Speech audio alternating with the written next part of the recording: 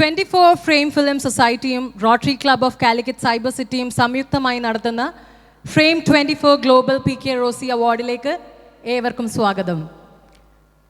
സിനിമയിൽ അഭിനയിച്ചതിൻ്റെ പേരിൽ സ്വന്തം സിനിമ കാണാൻ പോലും അനുവദിക്കാതെ ജാതിഭ്രഷ്ട കൽപ്പിക്കപ്പെട്ട അക്രമം സഹിക്കവയ്യാതെ നാടുവിടേണ്ടി വന്ന മലയാള സിനിമയിലെ ആദ്യ നായികയായ PK റോസി എന്ന കലാകാരിയെ വിസ്മരിച്ചു കൊണ്ടിരിക്കുന്ന കാലഘട്ടത്തിൽ ആദ്യമായി PK റോസിയുടെ ഓർമ്മയ്ക്കായി നടത്തുന്ന അവാർഡ് ദാനത്തിലേക്ക് ഏവർക്കും ഒന്നുകൂടെ സ്വാഗതം.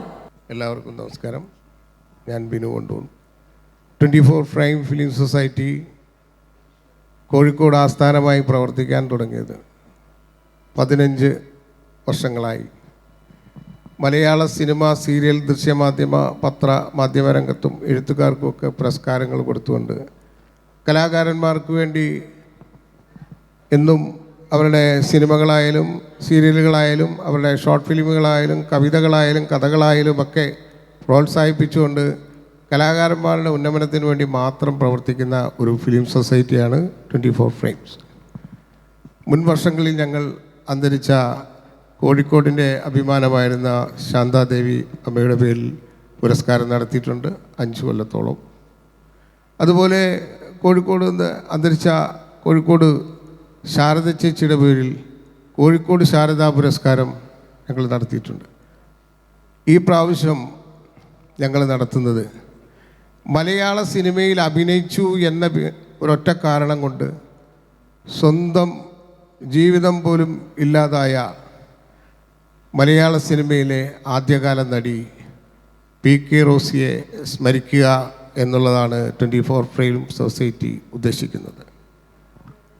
ആ ആത്മാവിനെ അവരുടെ സിനിമാ ജീവിതത്തിൽ കേരളത്തിൽ നിന്നും മാറ്റി ഓടിക്കപ്പെട്ടതിന് ശേഷം കേരളത്തിലെ ഒരു വേദിയിലും മലയാള സിനിമയിലെ ആദ്യത്തെ ഈ നടിയെക്കുറിച്ച് നമ്മുടെ കമൽ സാർ ഒരു സിനിമ ചെയ്തപ്പോഴാണ്, സെല്ലുലോയിഡ് ചെയ്തപ്പോഴാണ് രണ്ടാമത് ആ നാമം ജനങ്ങൾ അങ്ങനെ ഒരു സിനിമയിലൂടെയെങ്കിലും കണ്ടത്.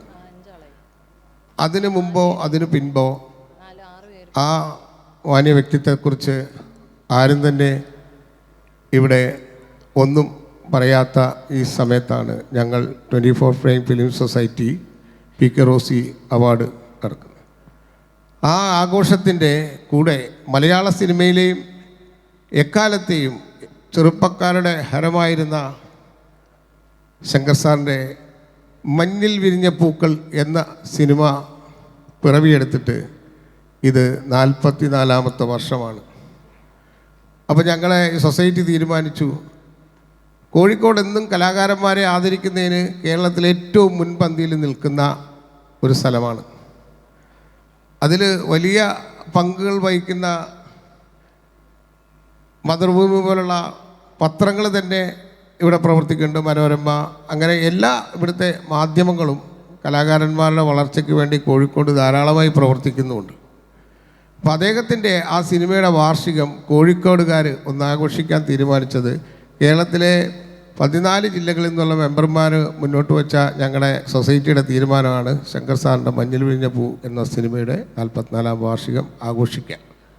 അതിൻ്റെ ഭാഗമായിട്ട് ഇവിടെ സംഘടിപ്പിച്ചിട്ടുള്ള ഈ കൊല്ലം ഞങ്ങൾ തിരഞ്ഞെടുത്തിട്ടുള്ള മലയാള സിനിമയിലെ സിനിമ, സീരിയൽ, അതുപോലെ ദൃശ്യമാധ്യമ രംഗത്തുള്ള പ്രഗത്ഭരായ വ്യക്തിത്വങ്ങൾ, മറ്റ് ഇതര എഴുത്തുകാർ, ഷോർട്ട് ഫിലിം സംവിധായകർ, നടന്മാർ, നടിമാർ, ആങ്കർ, അങ്ങനെ എല്ലാ മേഖലകളിലുമുള്ള ഞങ്ങൾ തിരഞ്ഞെടുത്തിട്ടുള്ള ആളുകളെ ആദരിക്കാനുള്ള ഈ ചടങ്ങിലേക്ക് എത്തിച്ചേർന്നിട്ടുള്ള മാതൃഭൂമി മാനേജിംഗ് ഡയറക്ടറും നമ്മുടെ കോഴിക്കോടിൻ്റെ അഭിമാനമായ നമ്മുടെ PV ചന്ദ്രൻ സാർ ഇവിടെ എത്തിയിട്ടുണ്ട്. അദ്ദേഹമാണ് ഈ പ്രോഗ്രാം ഉദ്ഘാടനം ചെയ്യുന്നത്. നമ്മുടെ കോഴിക്കോട് മേയർ ഇവിടെ എത്തിച്ചേരാമെന്ന് പറഞ്ഞാണ്, ചില അഭാവത്തിൽ എത്തിച്ചേരാൻ കഴിയില്ല എന്ന് അറിയിച്ചിട്ടുണ്ട്. കൈതപ്രം സാറ് ഇവിടെ എത്തിച്ചേരുന്നതാണ്. അദ്ദേഹത്തിനും ഞാൻ സ്വാഗതം പറയുന്നു. കോഴിക്കോടിൻ്റെ ക്ഷണം സ്വീകരിച്ച് ഇവിടെ എത്തിയ നമ്മുടെ അഭിമാന താരമായ ശങ്കർ സാറിന് നമ്മൾ പ്രത്യേകം സ്വാഗതം പറയുന്നു. മലയാളത്തിലെ പ്രഗത്ഭ സംവിധായകനായ രഞ്ജൻ പ്രഭു സാറ്, അദ്ദേഹത്തിനും, അതുപോലെ ഇവിടെ എത്തിച്ചേർന്നിട്ടുള്ള കോഴിക്കോടിൻ്റെ പ്രിയ കലാകാരൻ, നമ്മുടെ ഈ പ്രോഗ്രാമിൽ വലിയ നല്ല ഗാനങ്ങൾ ആലപിക്കാനായിട്ട് ഇവിടെ എത്തിച്ചിട്ടുള്ള കോഴിക്കോടിൻ്റെ അഭിമാനമായ സുനിൽകുമാർ സാർ, അതുപോലെ തന്നെ ഗായിക ബിൻമിനി, മറ്റ് എല്ലാ കലാകാരികൾക്കും ഈ വേദിയിലേക്ക് സ്വാഗതം പറഞ്ഞുകൊണ്ട് ഞാൻ ചന്ദ്രേട്ടനെയും അതേപോലെ കോഴിക്കോടിൻ്റെ മികച്ച ഡയറക്ടർമാരിലായ KP സുനിൽ, അനിൽകുമാർ MA, ലബീബ് എന്നിവരെയൊക്കെ ഈ വേദിയിലേക്ക് സ്വാഗതം ചെയ്യാണ്.